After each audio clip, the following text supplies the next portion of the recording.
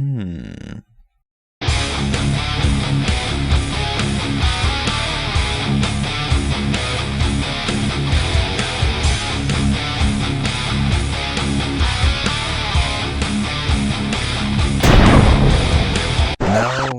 this isn't gonna work.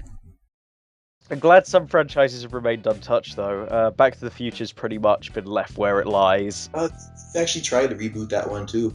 Oh no, really? Well, that doesn't work. To an extent, they did with the video game series. That was more of a sequel. There's also some movies franchises where it almost needed a sequel, though. I mean, like the Rocky series, the 6th Rocky movie. It was a nice conclusion, yes. Yeah. People either like it or don't like it, and they give Sylvester Stallone tons of shit for being 60 years old and boxing.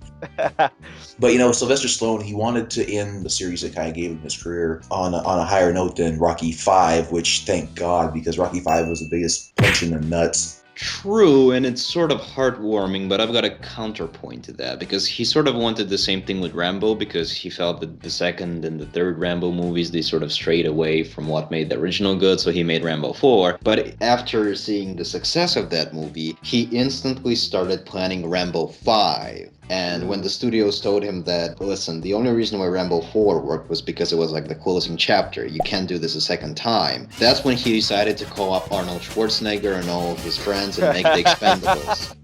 No shit, that's a true story. The plot for Rambo 5 became the Expendables. Really? Yes. That's Jesus. fantastic. But then, of course, you get franchises that have already gone on so long that we've had weird sequels. I mean, we have Predator, then we have Predator Danny Glover edition, then we got... was there a Predator 3? I don't know. That was Aliens vs. Predator, and then Alien vs. Predator, the second one.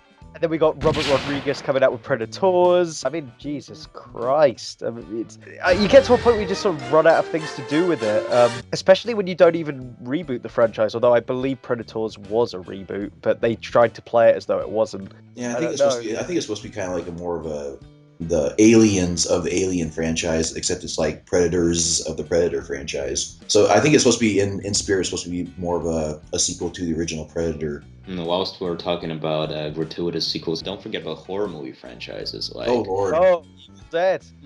But believe it or not, Evil Dead actually it's an exception from the rule, because the guy who's actually making Evil Dead, he got Sam Raimi's permission to do this. He got Bruce Campbell's permission, or at least Bruce Campbell's support. Well, I applaud your attempt. And apparently, it's not a case of we need to reboot a franchise what's popular. It's just this guy loving the original movie and thinking he could use like a facelift or something. I was just going to say, he said that the sequel of that movie, if he gets to make it, will actually be a continuation of the original Evil Dead franchise. So it will be set after Evil Dead 3. So, depending on the ending that you believe in. Army of Darkness is going to be really hard to top. Yeah, that's quite something. You know what they need to do is, this is not really necessarily a sequel, though, but they need to make that Freddy versus Jason versus Ash movie. That would be fucking awesome. Oh, yes, please. Yes. I read the first comic, and even though it does borrow a ton from, like, the movies themselves, though, it's still kind of a cool premise. No, it's still better than Freddy versus Jason, the original one. Yeah, that one. Ugh.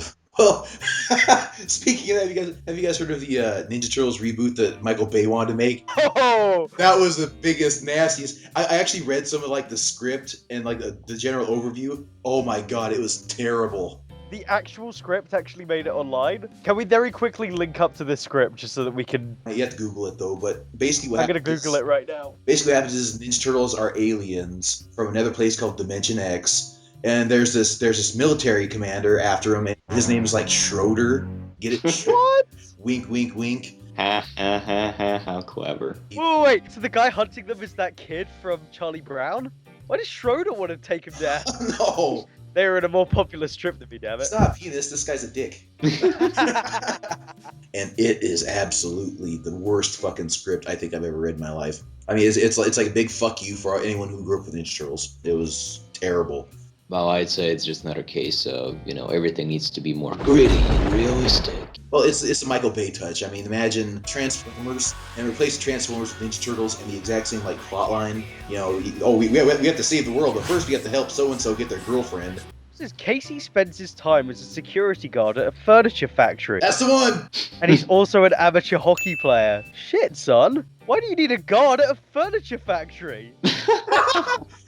gonna fucking steal a bed? Oh, you... Wait. A furniture factory where they make the furniture? Yes. Who the fuck's gonna break in there? The Foot Clan. The Foot Clan's gonna break into a furniture factory. Radical dudes. Shredder's breaking into IKEA. Hey, it's a great movie for product placement. What the fuck with the Foot? I just got this image of a scene with the Foot Clan just running around IKEA, and occasionally we get flashes of the products they're looking at. And like you have one of those really cheesy scenes for the kids where a foot robot like picks up a can of Coke, and they all just look at it like, It's like, what is this mysterious substance? It's because IKEA and Hasbro are gonna make the toy line. The entire movie would be Casey, the furniture factory guard, trying to combat the evil forces of the Foot Clan. With alien turtles. Yeah. Of course, April is just dating, and she's a scientist. Uh-huh. That's actually like the comic book, the original one. She's actually... Yeah, but she's gonna be played by a supermodel, and you're gonna get lots of shots of her ass. Ass, yep. Oh, what's this? The turtles make Kung Fu Panda jokes and wear color-coded masks because, as the script states, it was cool in Reservoir Dogs. This is the kind of stuff kids shit. Leave Quentin Tarantino out of this. Not to mention, it doesn't even make any sense. They didn't wear masks. They were called Mr. Orange, Mr. Pink, blah, blah, blah. Yeah, they were called Leonardo and Michelangelo and shit. It's like, can you imagine Ninja Turtle Reservoir Dogs? They're cutting off like Shredder's ear and shit. Stuck in the middle with you. Now, this officially has to be like the epitome of the grittier and darker and blah, blah, blah wave there was. No, it's the epitome of Michael Bay. This is how he sees the world. This is how he took a Transformers, like the old 80s cartoon, and he fucked it up with like Dawson Creek plot lines and shit. I'm sorry. Who wrote this shit? Kung Fu. What do we look like? Cartoon panda bears? We're trained in ninjutsu. And we don't just know it, underlined. We serve it for dinner, underlined. What the fuck is this? I think even the original movies were less cheesy than this. But even Ninja Turtles 3. And that's bad. That's quite something. Oh boy, this is one of Casey's lines. Hold on, now I may not have gone to college, but I've seen every episode of Planet Earth on the Discovery Channel, and they never had anything looking like you guys on there, and that shit was thorough. Oh boy. Oh fucking boy. Oh no. This is, Plinkett's probably crying into a bowl of Jello right now. You know what? I've been doing Cosby impressions for the last week. That's why bowl of Jello slipped in there. We were just talking about how the guy he's a bit like Samuel L. Jackson, except he's not. I know it sounds confusing. Fishburne. We said Samuel L. Jackson and Lawrence Fishburne would have a cop show together, and fucking Bill Cosby would be the guy who gave them assignments, and they'd just walk in and just be dancing on his desk with a pile of Jello. It's just like, you boys are gonna find out that people stole my bowl of Jello. That would. Without the Jello, I'm just another unregistered sex offender.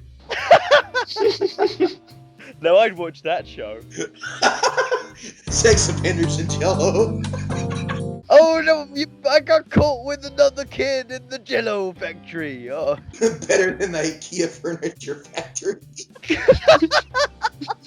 And then when they show Mace Windu in the future, it's Cosby. He's using the Force to levitate some bowls of Jello. Yeah, at least the character will have some personality then.